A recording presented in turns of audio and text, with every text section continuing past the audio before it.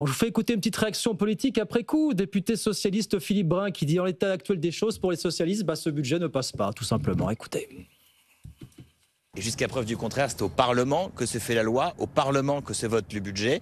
Et la copie qui nous est présentée ne nous convient pas, où nous parlons. Nous avons 3 principes. 1, on ne veut pas toucher aux classes populaires et aux classes moyennes. Et donc s'il y a des indexations, ça doit seulement être pour les retraités aisés.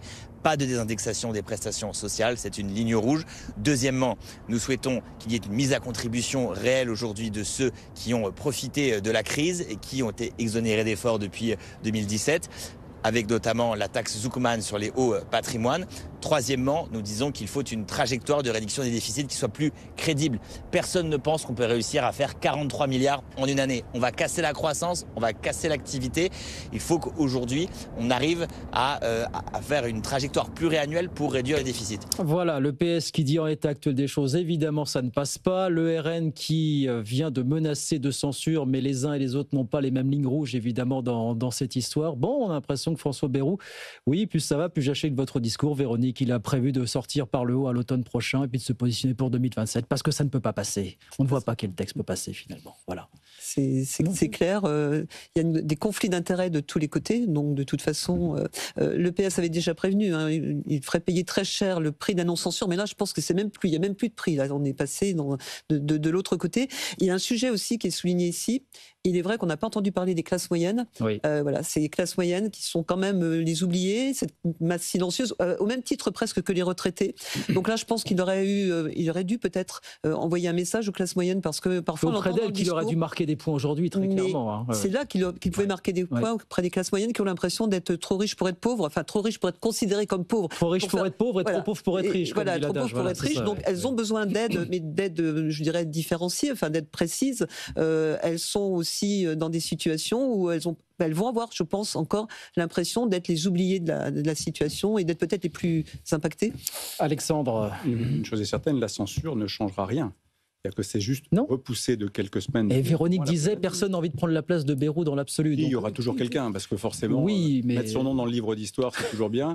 Pour la retraite aussi. Voilà, donc, quand on est ministre ou Premier ministre, ça ne rapporte pas fondamentalement grand-chose. C'est pas fondamental, en tout cas. Voilà. Mais bon, je pense que c'est bien, sans doute, pour l'orgueil, pour l'ego, et puis c'est bien de tenter la chance. Ça dépend, parce que c'est... Mais une fois qu'on a dit ça, c'est pour ça que je m'interroge sur la possibilité, effectivement, pour finalement ce gouvernement et cette Assemblée nationale, à peut-être parvenir à une espèce d'accord hybride. Parce que dans tout ça, il y a des choses qui passeront peut-être avec le soutien de certains sur une partie, le soutien des autres sur une autre partie. On verra comment les choses peuvent se mettre en œuvre. Et il y a effectivement le RN ou la droite qui peut supporter certains textes, la gauche qui peut ne pas en supporter certains autres. Il y a peut-être une marge de manœuvre, mais qui sera par contre, si elle arrive à son terme, évidemment bien moindre que les 21 milliards au niveau de l'État, que les 44 milliards annoncés.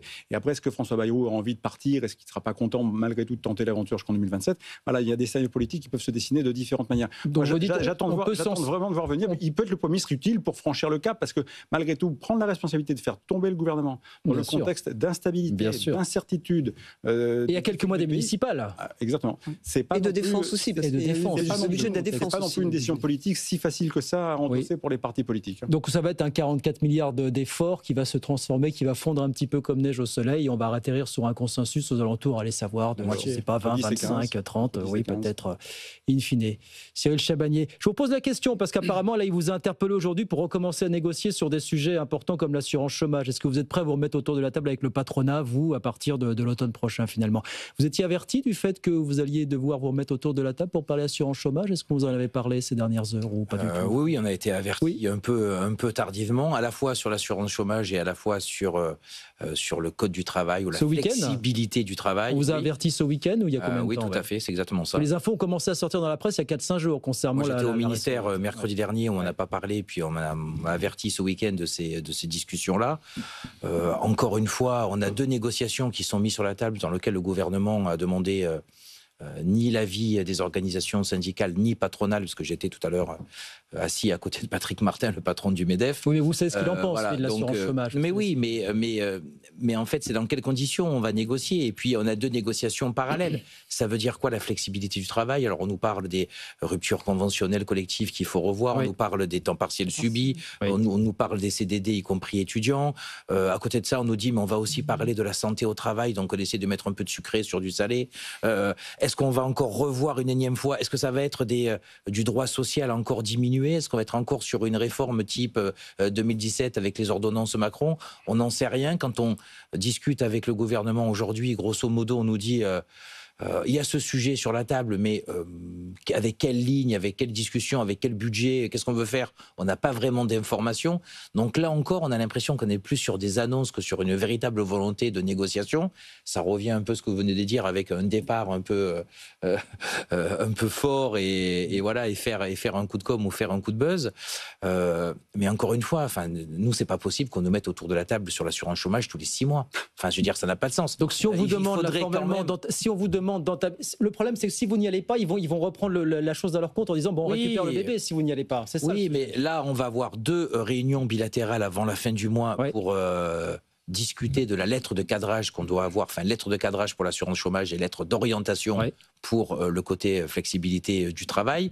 Donc on va aller à ces réunions-là pour voir ce qu'il y aurait dans les lettres. Mais si c'est pour nous faire, comme il y a 1 an et demi ou 2 ans, une lettre de cadrage qui est tellement cadrée qu'on n'a plus rien à négocier parce qu'on sait où on commence, où on va au milieu, ça risque de ressembler et on termine. Vous savez bien que ça risque de ressembler à ça. Il y a de très fortes chances que ça fasse ça. Je pense qu'au mois de septembre, on ne sera pas autour de la table. Et au bout d'un moment, je vais vous dire, s'ils veulent reprendre, qu'ils reprennent, qu'ils prennent leurs responsabilités. Enfin, moi, je ne vais pas à des simulacres de négociation. Mais là, vous enterrez le paritarisme dans ces cas-là. Écoutez, j'enterre le paritarisme sur l'assurance chômage, je le regrette, mais je ne suis pas un pantin, quoi. Je vais négocier quand on me donne quelques capacités à négocier. Si dès le départ, on me dit, vous êtes sur la photo, mais vous n'avez rien à négocier, qu'ils en prennent leurs responsabilités. Voilà. Et puis ensuite, on verra. Mais moi, je n'assumerai pas une fausse responsabilité. Quand je vais dans une table de négociation, j'ai quelque chose à négocier quand même. Voilà, je ne perds pas mon temps pour rien. Donc rendez-vous à la rentrée. Cette rentrée sera des éléments très agités, hein, Alexandre, là pour le coup. Là. Discussion budgétaire qui nous mènera on ne sait où, et puis des négociations peut-être en parallèle. La France est un pays politique, donc c'est toujours un pays agité sur ces questions. Tout ramène à la politique. Mais le vrai sujet, c'est que de toute façon, jusqu'à ce qu'il y ait une nouvelle élection présidentielle et peut-être à un moment donné une vraie majorité, on sera dans un schéma politique infernal.